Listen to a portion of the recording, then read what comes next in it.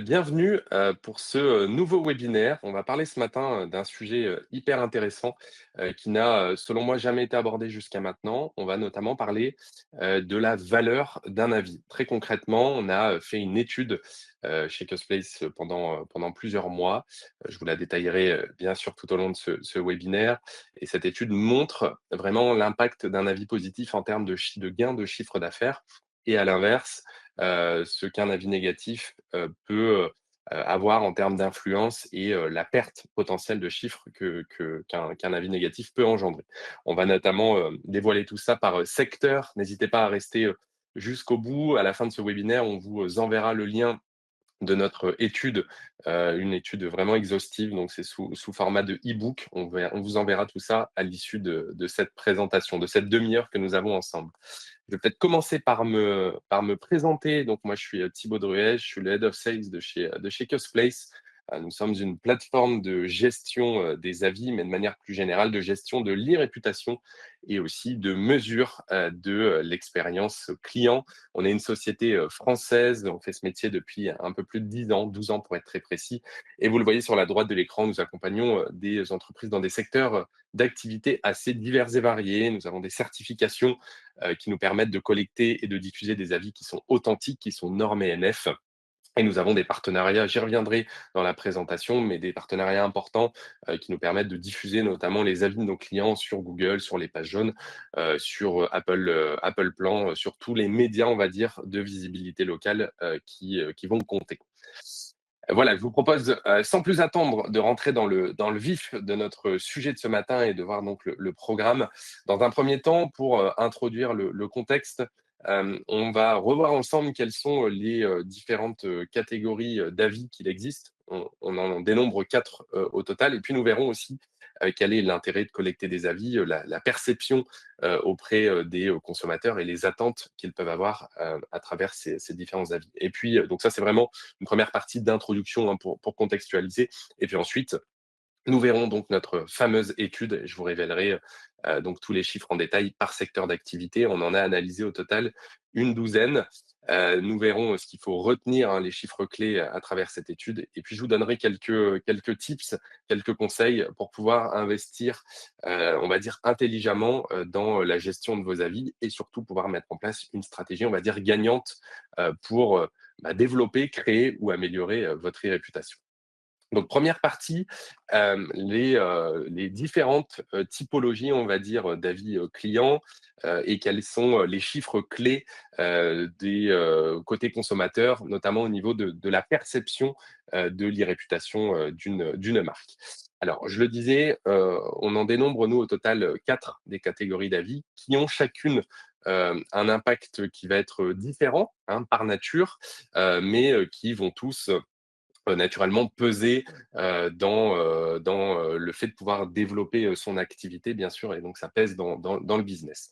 Première catégorie, la plus connue, la plus répandue, c'est la partie avis marque. Généralement, tout type d'entreprise, que l'on soit, peu importe le secteur, que l'on ait une clientèle plutôt de particuliers ou de professionnels, généralement quand on a une stratégie, d'e-réputation en place, ça passe par, la partie, avis marque. C'est ce qui va permettre de façonner vraiment l'image d'une entreprise, d'une structure, d'une marque, sur, le long terme.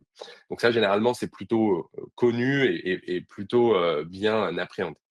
Ensuite, on a la partie avis produit. Là, ça concerne plutôt, les e-commerçants, ou, quand on fait de la vente de produits, on va dire, physiques en ligne, ça peut même être des produits, de nature digitale, vous me direz, mais c'est plutôt lié aux avis, produits physiques, des lunettes, par exemple, du prêt-à-porter, et cetera, et cetera. Et donc ces avis produits, eux, vont agir plutôt au moment de la prise de décision. Avant de déclencher, un acte d'achat, ils vont, permettre consciemment ou inconsciemment, d'améliorer, les taux de conversion et de pousser, le prospect ou le client à valider son achat. Troisièmement, les avis des établissements. Là, ils vont plutôt considérer des entreprises, des marques qui ont des points de vente, un ou plusieurs, hein, d'ailleurs, physiques, dans ces points de vente où on va recevoir donc, par définition, du public et des clients.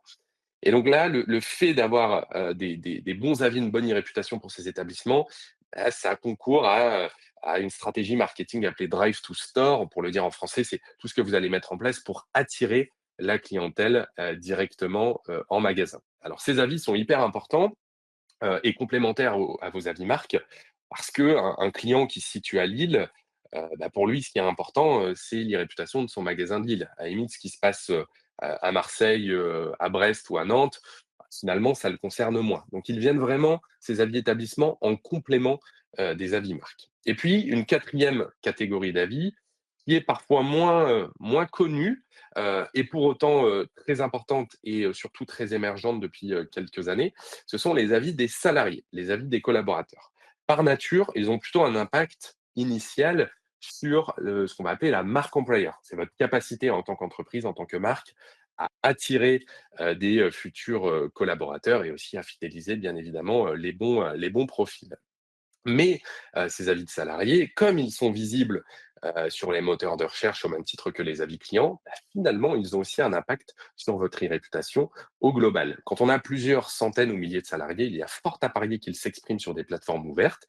Et lorsqu'on va taper le nom de votre marque avec avis derrière, eh bien, il se peut que ces plateformes ressortent au-dessus ou juste en dessous des plateformes d'avis clients. Et donc, un futur client qui vient se renseigner, eh bien, finalement, il n'est pas forcément aguerri ou il va pas forcément faire la distinction entre un avis client ou un avis salarié et donc ça aura, évidemment un impact, sur, sa prise de décision. D'où l'importance de quand même pouvoir, déjà faire un état des lieux, un petit audit pour savoir si vous êtes présent sur ce type de plateforme et vous saisir de sujets qui, encore une fois, même si c'est initialement plutôt un sujet RH, qui peut avoir, son importance au niveau marketing et une influence sur l'image de la marque au niveau global.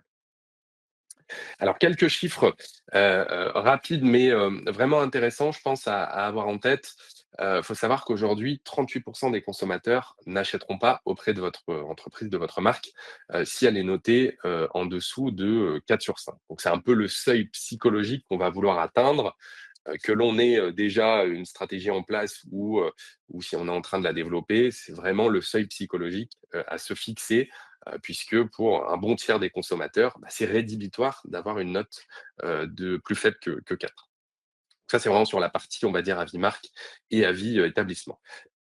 Pardonnez-moi. Sur la partie, produit, la note juste ou la note optimale plutôt, se situe entre 4,2 et 4,7. Alors là, c'est hyper intéressant. Pourquoi 4,2? Parce qu'en dessous, on va considérer, en tout cas une majorité de clients, de prospects vont considérer que c'est trop faible, et au-dessus de 4,7, on peut considérer que c'est trop beau pour être vrai. Donc je dirais que 4,5, 4,6, c'est vraiment la note optimale. Même si après tout le monde a une perception, bien évidemment, différente, au niveau des notes, mais je peux vous donner quand même, quelques, moyennes générales, on va dire. Si vous avez que des 5, c'est, trop parfait et donc c'est souvent suspect. Si vous êtes entre 4,5 et 4,9, c'est une excellente e-réputation, hein, c'est très fiable, c'est parfait. Si vous êtes entre 4 et 4,4, c'est une bonne e-réputation qui est perfectible, mais qui reste bien sûr très bonne.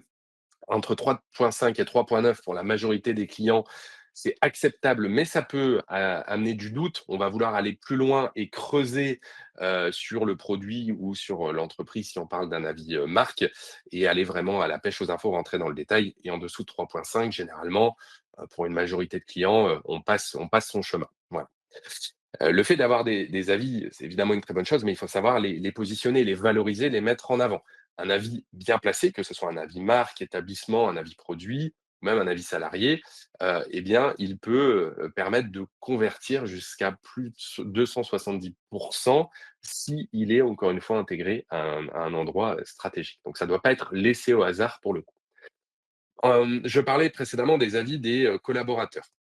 Il faut savoir que 85 aujourd'hui des jeunes Français, ce qu'on entend par jeunes, c'est les moins de 40 ans, et même d'ailleurs, au-delà, mais cette proportion va diminuer au plus on avance dans l'âge. Mais en tout cas, une majorité de Français, vont consulter les avis des collaborateurs avant de postuler dans une entreprise.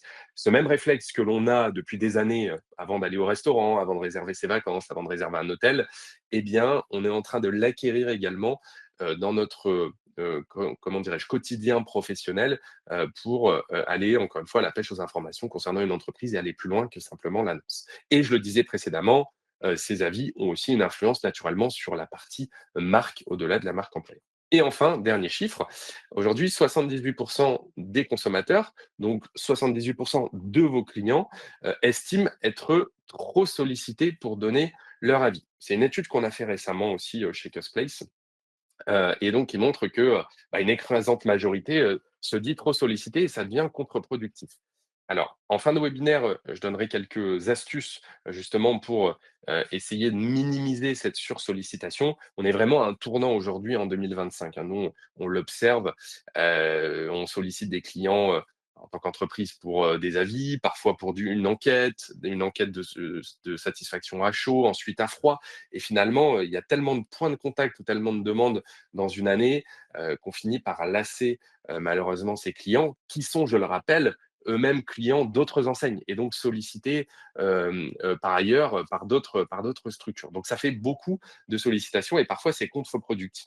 Alors vous le voyez sur la gauche de l'écran, je voulais prendre un petit exemple assez marrant, que vous l'avez peut-être déjà vu tourner sur les réseaux sociaux, sur LinkedIn. C'est un client qui dépose un avis sur une enseigne, bien connue de bricolage, et qui nous met, donc 3 qui met pardon 3 sur 5 étoiles et qui indique la chose suivante, enfin le verbatim suivant: «Puisque l'enseigne m'envoie encore 2 emails par semaine pour que je donne mon avis sur une planche 2 mois après l'achat, je craque, voici mon avis. Il s'agit d'une planche, et cetera, et cetera. Je ne suis ni insatisfait ni satisfait. Je sais ce que je fais lorsque j'achète une planche. De là à la recommander à un ami, franchement, mon ami, s'il a besoin d'une planche, voilà, il peut se décider tout seul». Donc là, pour le coup, c'est assez drôle. On est face à quelqu'un qui a de l'humour, qui fait un peu d'autodérision, qui laisse du coup une note assez neutre, mais ça montre l'agacement que peuvent avoir, les consommateurs et parfois certains n'auront pas du tout le même humour et voilà, seront enclins à laisser, des mauvaises notes et donc c'est contre-productif. Voilà, vous aviez sûrement déjà vu passer cet exemple qui a fait, pas mal de bruit, sur les réseaux sociaux. Il faut savoir que les avis, que vous allez collecter, c'est pas, ils ont une réelle importance, un réel intérêt, et ils ont une influence, sur, certains indicateurs bien précis. Notamment sur les taux de conversion. On l'a évoqué, pour la partie avis produit notamment. Mais aussi la partie avis marque. Quand on parle de taux de conversion, on pense toujours spontanément, aux fiches produits, mais ça peut aussi être des avis marques qui sont, positionnés, au-dessus d'un formulaire de contact. Donc ça peut être des taux de conversion, d'une visite sur le site, par rapport à ensuite une visite en magasin ou une prise de rendez-vous, un appel téléphonique. Donc évidemment, il y a les avis produits, mais les avis marques aussi qui peuvent améliorer cette conversion. Ça va également améliorer la valeur du panier moyen.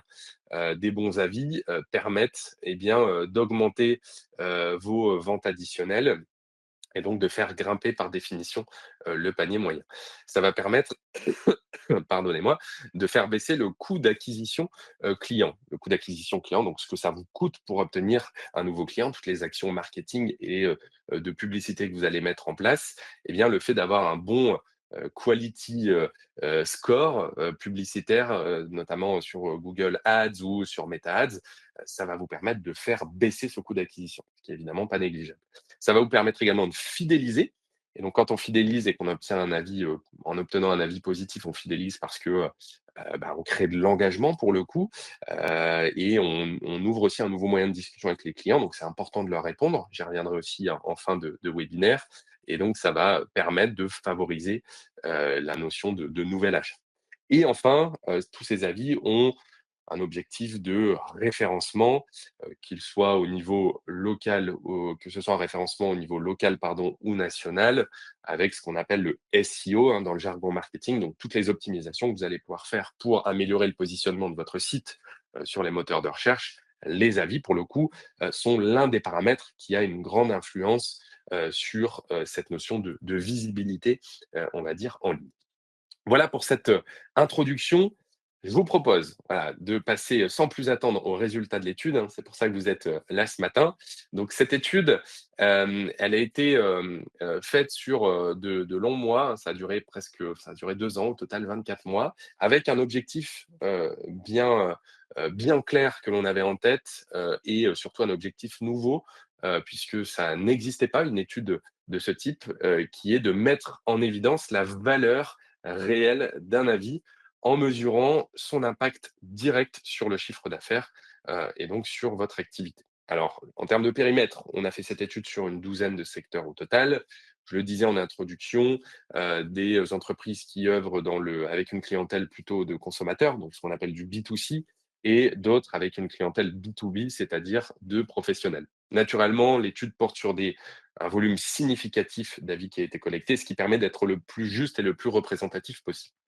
Notre calcul, somme toute, est assez simple puisque nous avons pris le chiffre d'affaires après la mise en place d'une stratégie de collecte, une stratégie industrialisée, auquel on a enlevé et déduit le chiffre d'affaires avant la collecte.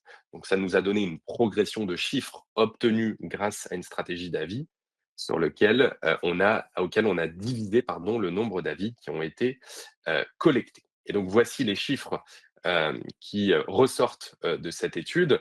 Alors un avis positif, un nouvel avis positif que vous obtenez vous permettrait, en moyenne de générer, vous permettrait de générer, pardon, 7 € de chiffre d'affaires en moyenne.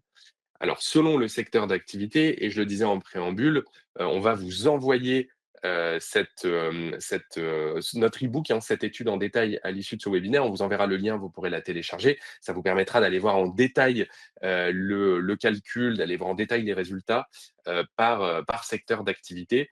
Je vois qu'on demande dans le chat le calcul. Donc, on a pris l'augmentation du chiffre d'affaires pendant une période donnée. Avant, on a déduit en fait le chiffre d'affaires au bout de la période mesurée. On a déduit le chiffre d'affaires initial. Donc, on a une progression en termes de chiffre d'affaires et on a divisé cette progression par le nombre d'avis qui ont été obtenus. Et donc, je le disais, ça nous donne une moyenne de 7 € de chiffre d'affaires en moyenne lorsqu'on a obtenu en plus, lorsqu'on a un avis positif. Donc, les secteurs qui s'en sortent le mieux, si j'ose dire, sont le bricolage, l'habitat, l'intérim, les ressources humaines avec 11 €. Et ceux qui s'en sortent, et ceux, pour lesquels, cette métrique est la plus faible, alors entre guillemets, parce que c'est quand même pas négligeable, c'est la partie, santé, beauté, prêt-à-porter, loisirs et culture, où là, on est à 3 €. Ça s'explique très simplement et on va en parler juste après, mais notamment par la volumétrie. Ce que vous voyez en bas de tableau sont plutôt des secteurs où il y a beaucoup d'avis. Donc naturellement, ça fait baisser, la valeur, de l'avis. À l'inverse, le coût, d'un avis, négatif peut aussi être important. En moyenne, c'est, 6 €, donc de perte de chiffre d'affaires ou tout du moins, manque à gagner. Je vois qu'il y a pas mal de questions, dans le chat. On prendra un temps, pour à la fin si vous voulez, pour pouvoir, y répondre. Voilà, donc n'hésitez pas à les noter et je vois vos questions passer et rassurez-vous, j'y reviendrai, à la fin de cette présentation. Donc les données clés à retenir, un avis positif égale en moyenne, c'est une moyenne à prendre avec des pincettes, encore une fois, vous pourrez aller voir selon votre secteur d'activité, donc égale 7 € commentaire. À l'inverse, un avis négatif, c'est pour le coup un manque à gagner ou une perte de CA de 6 € en moyenne. Pour illustrer ça et prendre un exemple très simple, je vous propose, que je vois qu'il y a beaucoup de questions, je vous propose de prendre un chiffre euro. Donc une entreprise, par exemple dans le secteur du bricolage, qui a un chiffre d'affaires de 1 million d'euros. Le volume d'avis positifs qui a été collecté, en tout cas du chiffre d'affaires, pardon, je me suis mal exprimé, d'un chiffre d'affaires d'1 million qui a été généré en plus suite à la mise en application d'une stratégie de sollicitation et de collecte d'avis. Donc on a eu 15 000 avis supplémentaires positifs qui ont été collectés sur une période, là en l'occurrence sur un an, et donc avec une valeur d'un avis positif de 11 €, on multiplie nos 15 000 par 11 et ça nous donne 165 000 € de chiffre d'affaires généré en plus grâce aux avis positifs. Maintenant, pour les avis négatifs, on s'est rendu compte à travers notre étude que tous les avis négatifs ne coûtent pas pareil. En effet, selon la moyenne générale d'un établissement ou d'une marque, et selon notre seuil psychologique qu'on a évoqué en introduction, eh bien, l'influence et l'incidence ne sera pas la même. Pour les établissements qui sont mal notés, donc qui ont une note voilà, de 1, 2, 3, eh bien, l'incidence est beaucoup plus importante. Elle peut être 3 fois plus importante, que, sur un établissement par rapport à un établissement qui serait bien noté. Alors ça paraît logique, puisque lorsqu'on alimente, une note qui est déjà basse, qu'on l'alimente avec des avis négatifs, soit on va la maintenir à un niveau assez bas, soit on va la faire baisser encore plus, et donc naturellement l'impact est beaucoup plus important. À l'inverse, sur une moyenne qui est déjà assez positive, eh bien, quelques avis négatifs en plus, pourraient se noyer, se perdre dans la somme d'avis positifs et donc l'impact, sera naturellement, moins important. Je vous pourrais aller voir, une fois de plus, les, détails, vous pourrez retrouver le détail de tous nos calculs et de toutes ces informations dans le lien qu'on va vous transmettre là d'ici quelques minutes. Donc pour prendre un exemple justement sur cette partie, avis, négatif, si on a une faible notation, on pourrait, avoir, sur un volume d'avis négatif de 5 000, par an, et bien, avec, un coût de 9 € par avis, donc 5 fois 9, 45, on pourrait avoir une perte, jusqu'à 45 000 € de chiffre d'affaires ou tout du moins, un manque à gagner. Donc là, on voit l'impact finalement direct et réel, de, ne pas se soucier de sa stratégie d'e-réputation ou de ses avis, et à l'inverse, si tout est bien bordé, eh bien, c'est vecteur de business, de manière très concrète. Alors vous allez me dire pourquoi la valeur, varie autant selon les secteurs? Vous avez, vu, j'ai évoqué, certains secteurs ont, 11 €, la moyenne c'est 7 pour un avis positif. Certains secteurs, ça permet de leur apporter 11 €, d'autres 3 €. Je le disais globalement, c'est lié à la volumétrie d'avis. Certains secteurs, qui ont une clientèle notamment, de particuliers, les restaurateurs, les magasins de prêt-à-porter et cetera. Il y a beaucoup, d'avis puisqu'il y a beaucoup de trafic en magasin, beaucoup de flux, et donc naturellement, les avis vont être moins rentables, et c'est vraiment là, pour le coup, la volumétrie qui va faire la crédibilité. D'ailleurs, je fais un aparté là-dessus, mais point important, on parle beaucoup de la notation, mais il n'y a pas que la note qui est importante. Souvent, on se focalise et on veut à tout prix avoir une très bonne note. Alors évidemment, c'est l'objectif, principal, mais il ne faut pas perdre de vue que la volumétrie est tout aussi importante. En fait, une note, de 4,9 mais avec, 4-5 avis, bah, aura beaucoup moins de poids et d'influence qu'une note un peu inférieure, 4,1, 4,2, mais qui aurait des centaines ou des milliers d'avis. Et je dirais même, je rajouterais même un troisième périmètre, au-delà, de la volumétrie, c'est aussi la fraîcheur des avis. Votre capacité à collecter des avis, fréquemment, et donc des avis récents, ça a un impact à la fois sur la partie référencement sur les moteurs de recherche et aussi, dans, le conscient, encore une fois, ou l'inconscient de vos futurs clients. C'est un élément rassurant, de voir que vos produits sont vendus régulièrement ou que vous avez régulièrement des clients puisque les avis sont récents. Voilà, je ferme la parenthèse, mais ce qui peut expliquer donc, je le disais, le volume de transactions, va naturellement faire baisser, la valeur d'un avis, l'intensité concurrentielle aussi peut avoir un impact, et enfin, le côté, présence d'avis d'experts ou, vous savez, des tests, sur des, forums spécialisés, des comparateurs. Dans certains univers, typiquement, l'automobile, l'électroménager, la tech, bah, les consommateurs vont être, très, comment dirais-je? Très liés ou en tout cas très regardants, sur ce type, d'avis. Alors comment, investir intelligemment, dans, vos avis clients et comment développer, une bonne stratégie, d'e-réputation? Quelques, conseils que je peux vous donner, c'est tout d'abord solliciter vos clients, au bon moment et surtout éviter la sursollicitation. On en a parlé, en introduction de ce webinaire. Souvenez-vous, c'est presque 80%, 78% des consommateurs qui considèrent être trop sollicités. Donc l'idée, c'est de pouvoir jumeler certains parcours de sollicitation. Si vous avez des enquêtes de satisfaction et des demandes d'avis, bah, faire en sorte que les 2 soient regroupés pour éviter de tomber dans des cas comme, notre ami Eric, qu'on relance toutes les semaines, pour savoir s'il a apprécié ou pas, sa planche de bois. Solliciter au bon moment, ça paraît logique, de dire ça. Qu'est-ce qu'un bon moment? Bah, après une expérience qui est fluide, quand le client sera plutôt enclin ou dans de bonnes dispositions plutôt à laisser un avis. Donc, un achat qui réussit, un service client qui a été réactif, une livraison, sans accroc, tout ça va dépendre naturellement aussi de l'activité. Utiliser les bons canaux. Je l'évoquais pendant la présentation, certaines entreprises sont en B2C ou en B2B, hein, c'est-à-dire soit avec des clients particuliers ou professionnels. Donc naturellement, on ne va pas, utiliser les mêmes moyens, pour toucher, ces, différents types de clients. Pour certains, ce sera plus adapté d'utiliser du mail, par exemple, pour d'autres du SMS, hein, si on a une clientèle qui est assez jeune, par exemple. On peut avoir aussi des QR codes, on peut avoir des intégrations sur mesure sur son site web, pardon, ou dans un espace Mon compte. Selon encore une fois l'activité, on va devoir adapter pour le coup et trouver le ou les meilleurs moyens combinés, pour faire en sorte de toucher le mieux ses clients et d'obtenir le plus de retours possible.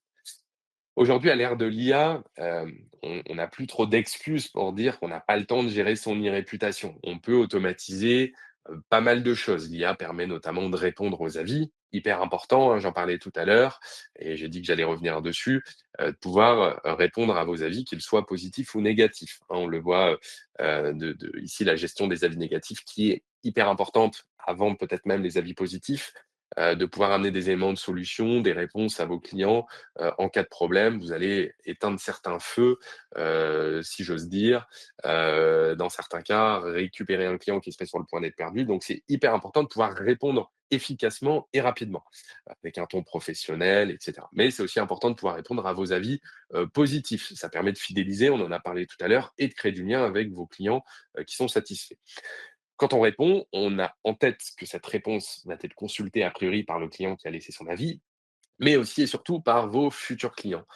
C'est pour ça qu'il est important, de garder cette fameuse hauteur, ce ton, professionnel et vos réponses sont aussi regardées par les moteurs de recherche. Alors elles ne sont pas regardées en tant que telles, mais les moteurs de recherche analysent le fait que vous ayez répondu ou pas et permettront, d'améliorer votre référencement. Donc l'IA permet, je le disais, de répondre, permet aussi d'analyser, de mettre en avant des plans d'action et d'avoir une analyse, sémantique de ce qui est dit qui est assez intéressante. Il ne faut pas négliger non plus ses avis salariés. Je le disais, c'est un sujet qui est émergent, mais qui a du poids aujourd'hui dans l'e-réputation. Et surtout former, quand on parle de salariés, c'est former et sensibiliser les équipes à la culture du feedback, à la culture du retour, à la culture de l'avis. Généralement, les équipes terrain qui sont en contact direct avec la clientèle sont les meilleurs ambassadeurs, pour promouvoir, eh bien, l'importance, de collecter, des avis, pour pouvoir comprendre, ce qui va bien, pouvoir s'améliorer aussi sur certains points. Et donc c'est hyper important parce que bien souvent, c'est un phénomène qui est bien connu au niveau du siège et puis au niveau local, hein, quand on a un réseau, parfois l'information passe moins bien alors qu'encore une fois, les équipes locales sont, les 1res, en tout cas en contact direct avec, la clientèle. Donc hyper important de pouvoir embarquer tout le monde, dans ce projet. Et enfin, quand on collecte des avis, l'idée est de leur donner vie, sans, mauvais jeu de mots et on l'a vu, de pouvoir les diffuser, au bon endroit. Il y a des endroits stratégiques, notamment les fiches produits, pour les avis produits, votre site corporate ou institutionnel pour les avis, marques, que ce soit dans une page, avis dédiée, sur une home page, un endroit stratégique de prise de contact, on l'a évoqué. Si vous avez un réseau avec plusieurs établissements, eh bien, il serait intéressant de mettre aussi les avis, sur les pages établissements, hein, sur ce qu'on appelle aussi les store locators dans le jargon, puisque je prenais l'exemple tout à l'heure d'un client qui habite à Lille. Ce qui va l'intéresser, c'est vraiment les avis qui concernent son établissement de Lille et non pas ce qui se passe à Marseille ou à Strasbourg. Donc ça, ce sont vos propres avis que vous allez, collecter, hein. C'est vraiment une recommandation qu'on vous fait, collecter vos propres avis authentiques, donc à diffuser dans votre écosystème et aussi pouvoir les multidiffuser. J'en parlais en préambule, on a pas mal de partenariats avec des entreprises enfin avec des médias pardon, de visibilité locale comme, les pages jaunes, Apple Plan, Google, où il est important d'être présent et de rayonner aussi, sur ces médias et sur vos réseaux sociaux. L'e-réputation gagnante aujourd'hui, c'est d'avoir ses propres avis authentiques dans son écosystème et en même temps, de pouvoir, maîtriser son e-réputation sur ces autres plateformes qui sont visibles et d'avoir une homogénéité entre, ses notes et ses volumes, sur, toutes ces différentes plateformes, tous ces différents médias. Donc en synthèse, ce qu'il faut retenir, c'est que l'e-réputation, elle ne doit pas se subir, Elle doit se construire, elle se nourrit, on l'a vu avec l'importance d'avoir régulièrement, des avis. C'est tout aussi important que la note et que la volumétrie, hein, c'est ce côté fraîcheur et ça doit se maîtriser. Ce qu'on entend par maîtrise, c'est le côté réponse, analyse et cetera. Avec une bonne stratégie d'e-réputation, on va, pouvoir, créer du business supplémentaire. On l'a vu, notamment à travers les résultats de cette étude et on va vous envoyer, bah, dès maintenant le lien, dans le chat, pour pouvoir accéder, merci Sabrine, à cette étude en détail. N'hésitez pas donc à la télécharger et ça vous donnera, donc tous les éléments, qu'on a pu évoquer de vive voix, vraiment de manière plus exhaustive avec, la manière dont le calcul est fait et chaque valeur, par secteur d'activité. Voilà, bah, je vous remercie, d'avoir participé à ce webinaire. J'espère que, toutes ces informations, vous auront été utiles, et on peut prendre encore, quelques instants si vous le souhaitez, pour, répondre aux différentes questions, s'il y en a, dans le chat. Alors, je remonte un petit peu. Alors, on a une question, d'Éléo alors Lou, j'ai répondu par rapport au calcul, hein, je suis revenu dessus pendant la présentation, mais vous le retrouverez en détail pour le coup dans l'étude que vous pouvez aller télécharger dès maintenant. Bonjour, est-ce que le sport n'est pas pris en compte, dans l'étude? Non, malheureusement, c'est vrai que c'est un domaine, qui n'a pas été, pris en compte. Voilà, j'en suis navré, mais on va essayer de regarder, pour éventuellement, faire une mise à jour, dans notre étude. Comment s'assurer que l'augmentation, du chiffre d'affaires est principalement due aux avis sur cette période? Alors vous avez raison Maxence, il peut y avoir aussi, d'autres éléments. En fait, ce qui nous fait dire que c'est principalement grâce aux avis, c'est que ce qu'on a étudié, c'est que généralement les stratégies marketing, elles sont, implémentées et développées, depuis des années. Donc on a essayé de faire ce travail, sur des, entreprises, qui ne développaient pas d'autres techniques marketing à côté et ce qui donne, la primeur, on va dire, à la collecte d'avis.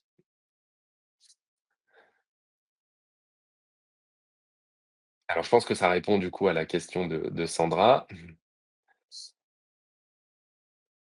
Alors bonjour Hélène, quelles sont les bonnes pratiques pour éviter la sursollicitation? Hem Alors, je le disais, essayer de, dans la mesure du possible, c'est pas toujours évident, bien évidemment, mais, de quand vous avez plusieurs, moments de sollicitation dans une année, de la vie, de l'enquête à chaud, à froid, comme on dit dans le jargon, une enquête à chaud, donc quelques jours après, l'expérience d'achat ou, une visite en magasin, par exemple, une expérience client de manière générale. L'enquête à froid, généralement, sont des baromètres, en fin d'année, donc plusieurs mois après.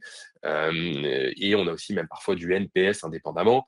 Donc quand on a plusieurs, moments de sollicitation, essayer dans la mesure du possible de les rassembler, de faire en sorte quand vous avez, souhaité mettre en place une enquête, bah, de profiter de cette enquête pour demander, un avis, en même temps, je sais que c'est pas toujours, évident, mais c'est vraiment un point majeur. Je le disais, c'est un tournant.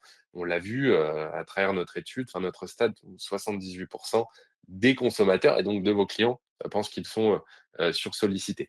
Il faut peut-être éviter aussi d'être trop, frontal, dans la manière dont on demande les choses ou, d'avoir trop de relance. Bah, il faut essayer de mettre le dosage et le curseur au bon endroit. Je sais que c'est plus facile à dire qu'à faire, et je vous fais une réponse assez générique parce que tout dépend, du, secteur, d'activité. Alors Hélène, on se connaît, je connais votre secteur, donc je dirais que généralement, vous connaissez, de par votre activité, vos clients, en tout cas vos clients, fidèles et donc évitez, de leur demander, trop souvent si vous savez qu'ils se sont déjà exprimés, une première fois, voilà, ne pas forcément, les relancer, trop régulièrement. Voilà, je ne sais pas s'il y a d'autres Ouais, je sais pas s'il y a d'autres questions, n'hésitez pas, on peut prendre un temps pour, bah, échanger, même si c'est, des choses qui ne sont pas forcément en lien direct avec notre étude, mais des questions que vous posez, par rapport aux avis, aux chiffres qu'on a pu, voir, voilà, sur l'intérêt des avis et cetera. N'hésitez pas à me les poser. S'il n'y a plus de questions, je j'ai plus qu'à vous remercier, d'avoir participé N'hésitez pas si, d'autres questions vous viennent, je suis, tout à fait ouvert à la discussion, par email. Mon email s'affiche, c'est tout simplement mon prénom, Thibaut, thibaut@cusplace.com. Vous me retrouverez, pardon, assez facilement sur, LinkedIn. N'hésitez pas à m'envoyer un petit message. Pour une petite boîte, combien d'avis faut-il avoir idéalement? Alors ça, c'est hyper intéressant. Alors, je le disais tout à l'heure, en termes de perception, tout dépend. On a tous un prisme différent, même si, il y a des grandes lignes assez communes, hein. Je parlais des 4,5 et cetera. Maintenant sur la partie volume, en fait, ce qui est important, c'est qu'une majorité de vos clients puissent s'exprimer. C'est ça le cœur du sujet, indépendamment du nombre de clients que vous avez, c'est faire en sorte que 30, 40, 50 puissent s'exprimer afin que ce soit le plus représentatif, pardon, possible, de la satisfaction, globale. Donc après, je connais pas, votre activité, la taille, ce que vous entendez par petite boîte, mais on considère qu'à partir de plusieurs dizaines, voire passer les 100 avis, c'est des volumétries qui vont être acceptables. Là où ça l'est moins, c'est quand vous avez un ou 2 avis.